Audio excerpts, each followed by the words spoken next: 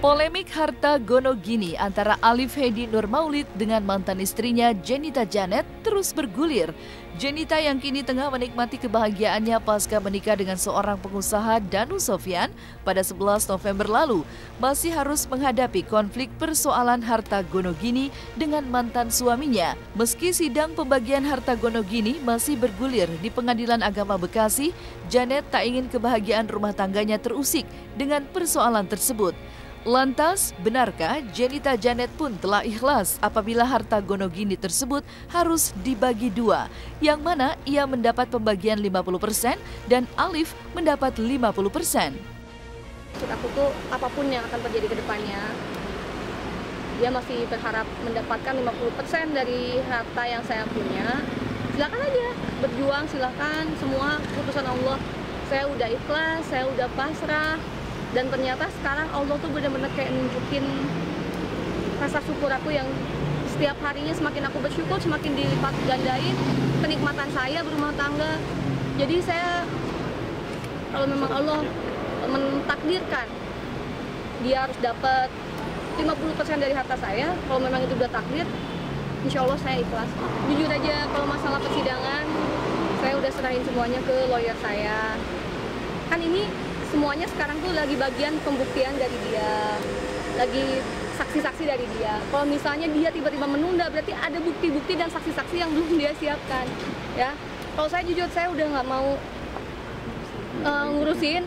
Dalam arti kan sudah saya percayakan kepada lawyer saya, biar dia yang ngurus. Setiap informasi juga nyampe ke saya. Alhamdulillah semua informasinya nyampe. Ya sekarang kan belum ada pembuktian dari saksi-saksi dari pihak saya, jadi saya belum dibutuhkan untuk hadir di sana.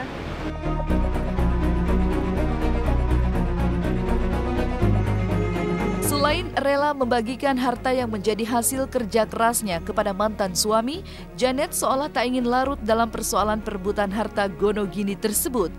Sementara itu, Janet juga kembali harus menepis tudingan miring netizen tentang sikapnya meninggalkan Alif, mantan suaminya yang sudah menemaninya berjuang dari nol demi laki-laki lain.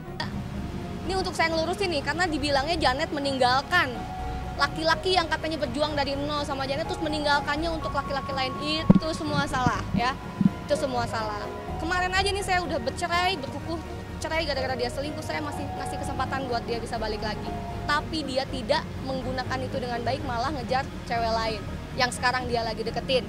Ya, jadi sudah cukup para netizen, pemirsa, ini saya udah ngomong yang sejujur-jujurnya. Orang tuanya sudah tahu, semua bukti-buktinya ada.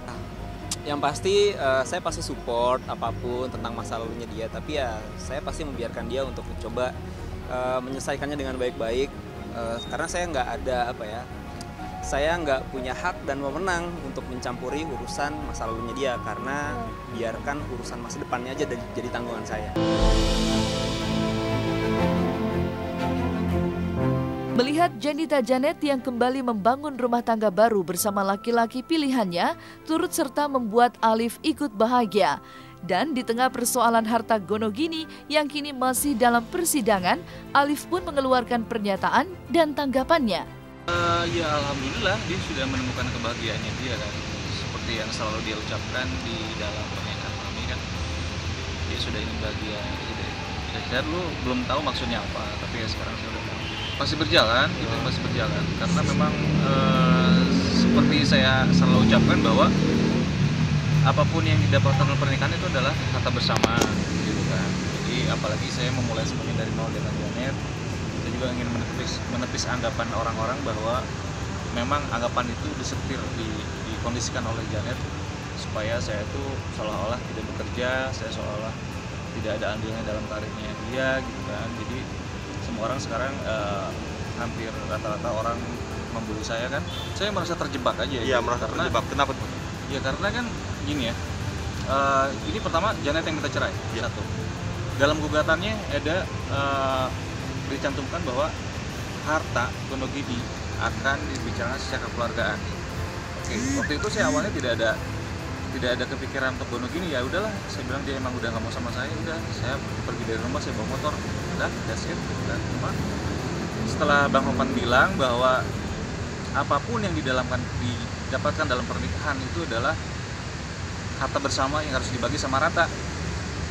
Satu poinnya itu. Saya udah mulai berpikir, oh ya udah. Tapi saya belum ngajuin apapun waktu itu kan. Setelah saya lihat bahwa Janet di sosial media dia posting dengan calon suaminya waktu itu, kemudian memperkenalkan dia sebagai calon suaminya ke orang tuanya, dan mereka kemana-mana pakai aset kami, pakai mobil kami, pakai tempat tinggal kami di Bandung dan sebagainya. Jadi saya pikir kok nggak adil ya gitu. Maksudnya dulu perjuangin semuanya dengan saya, tapi menikmatinya dengan orang lain, dengan laki-laki lain. 30%. Masalahnya 30%. Bilang, udah saya cukup 30% aja kok, saya bilang. Sekitar sepertiganya aja. Janet nggak mau dibagi 30%. Janetnya nggak mau dia sama sekali nggak mau ngebagi apapun. Intinya sih itu, dia sama sekali nggak ngebagi apapun karena dia merasa semuanya kerja kerasnya dia. Kendalanya kayak contoh terakhir, lawyernya nggak datang. Janetnya mau siap-siap mau nikah kan, terus lawyernya juga nggak datang. Akhirnya ditunda lagi sebulan. Itu yang bikin lama sebetulnya.